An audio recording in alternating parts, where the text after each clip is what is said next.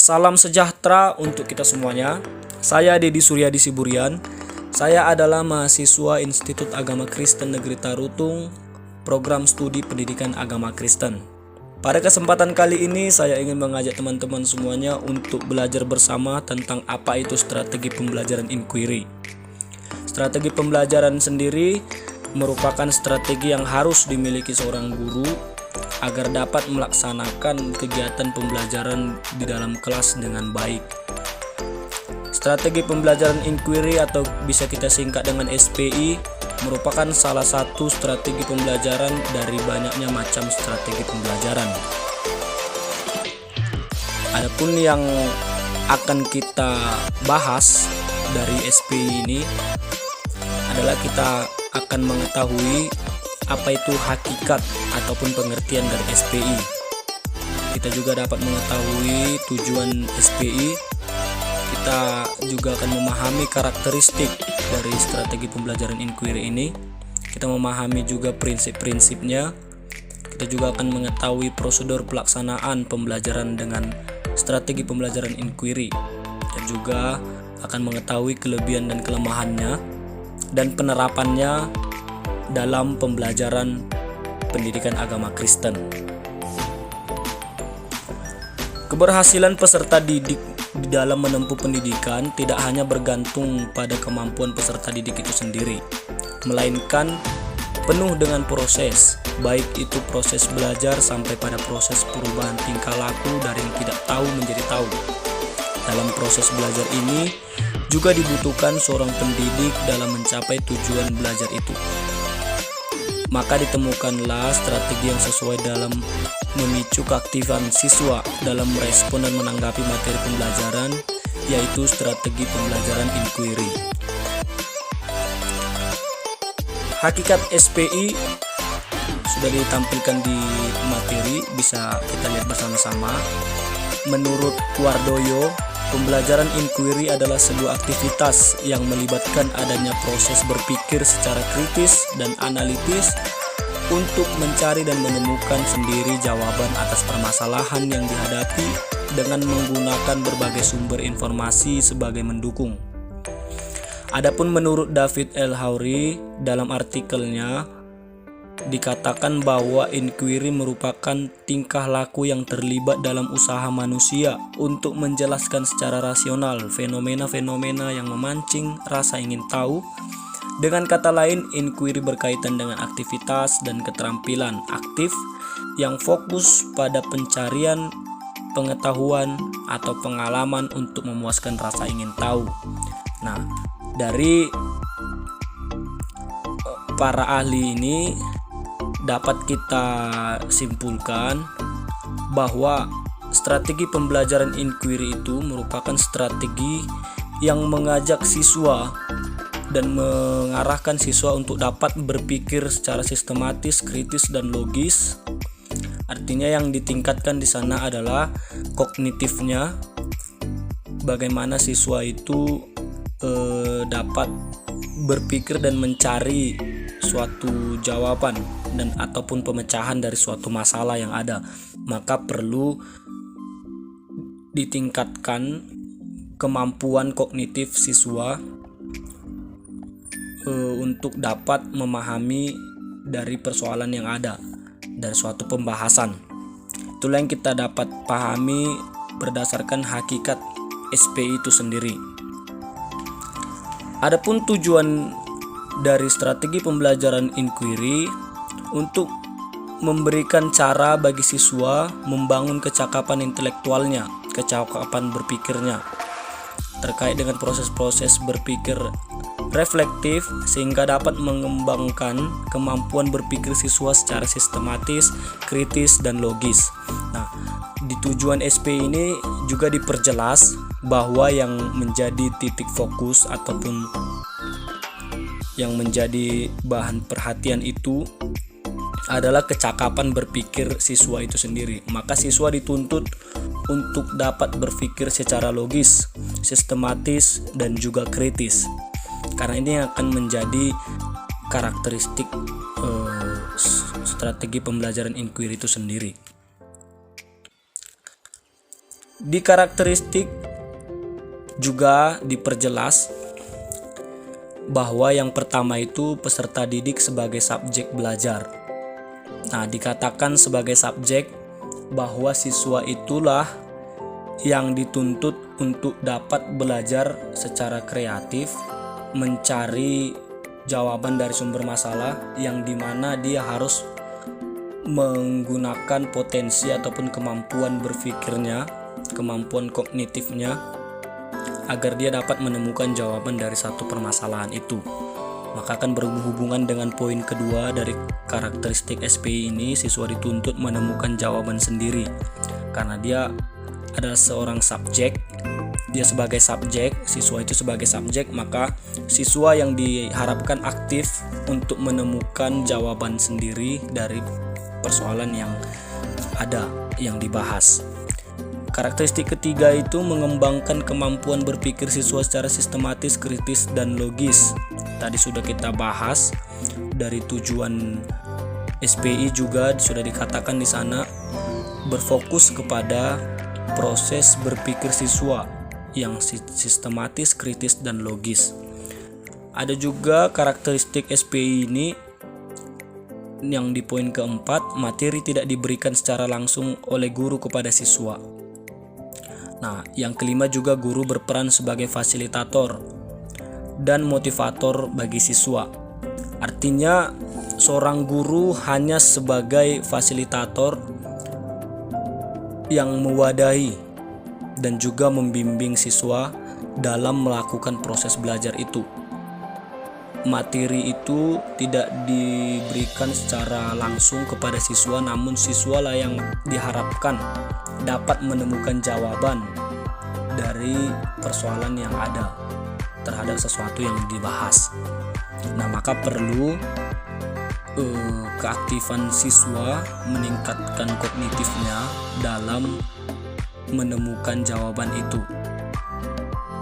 Adapun prinsip-prinsip SPI, bahwa prinsip yang pertama berorientasi pada pengembangan intelektual.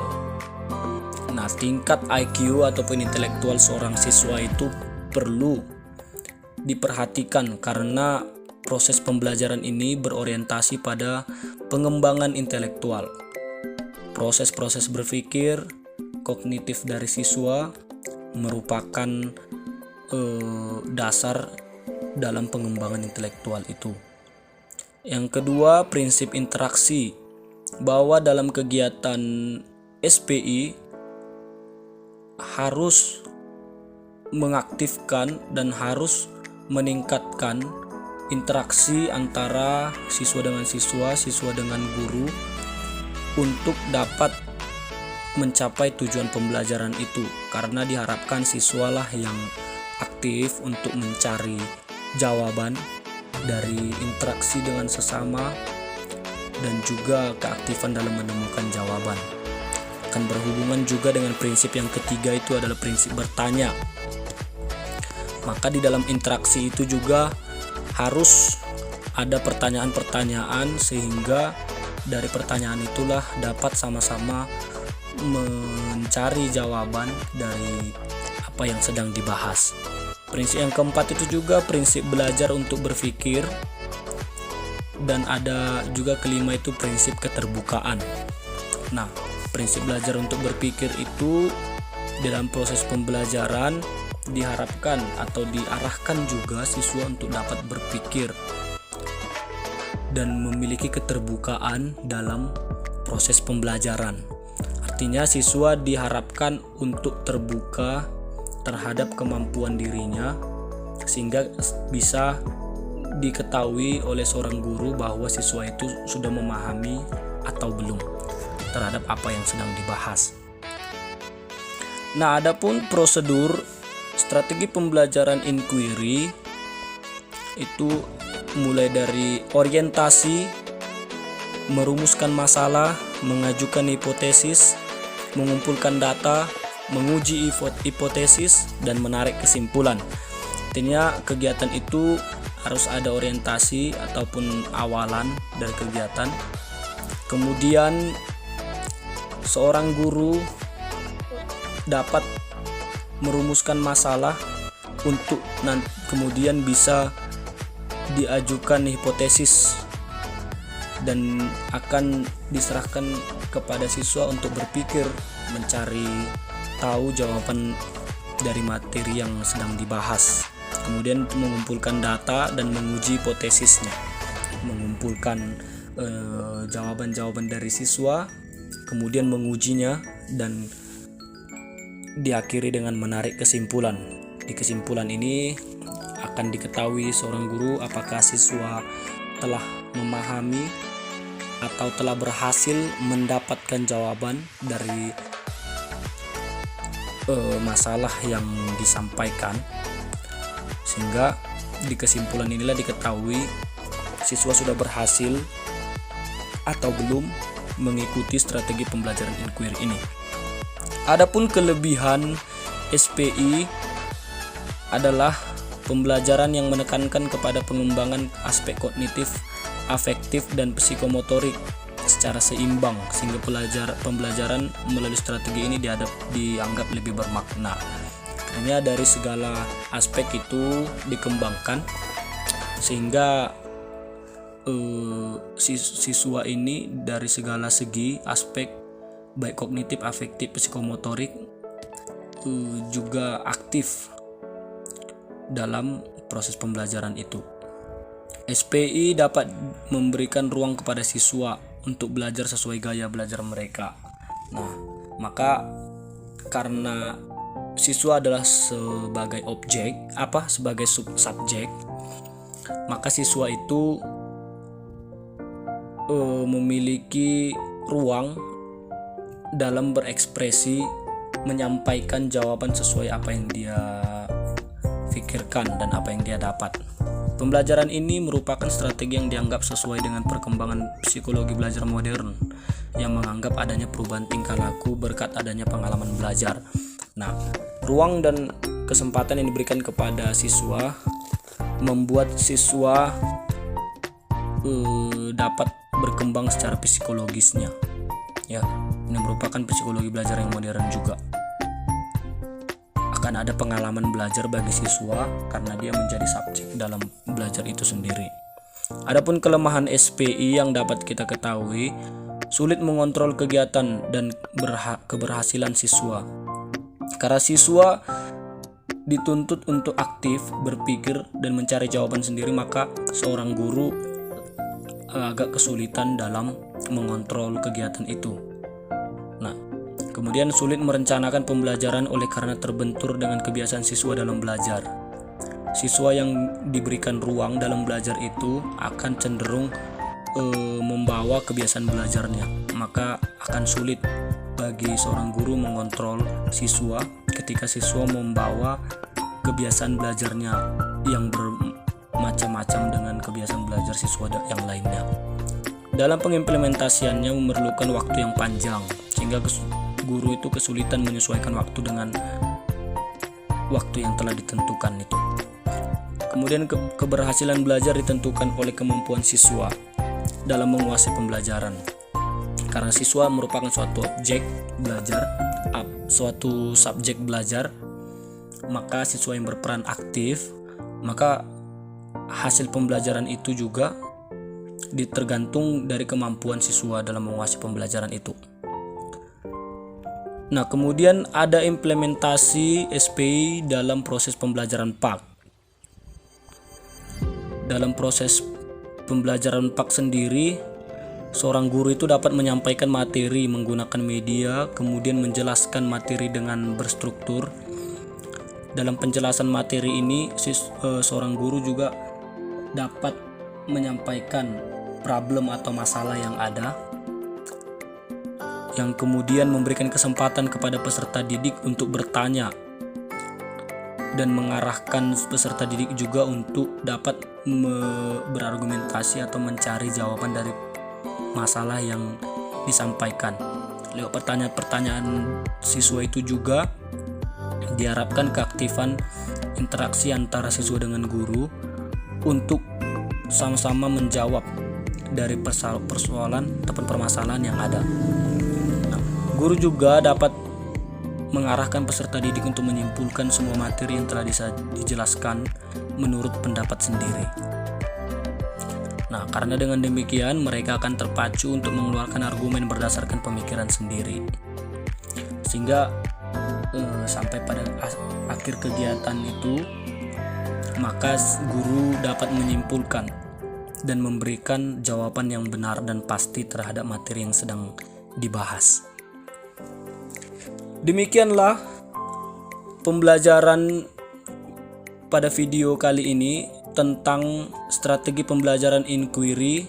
Kita telah lihat bersama-sama baik itu hakikat, tujuan, konsep, karakteristik dan prinsip-prinsipnya, prosedur, keunggulan atau kelemahan, dan implementasi SPI dalam pendidikan agama Kristen.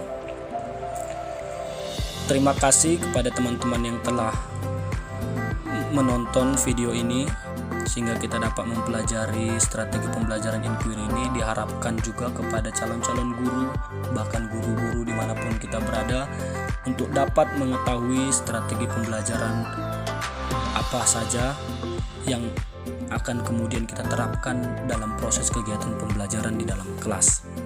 Terkhususnya pada strategi pembelajaran inquiry yang merupakan strategi yang mengarahkan dan menuntut siswa untuk berpikir secara logis, kritis,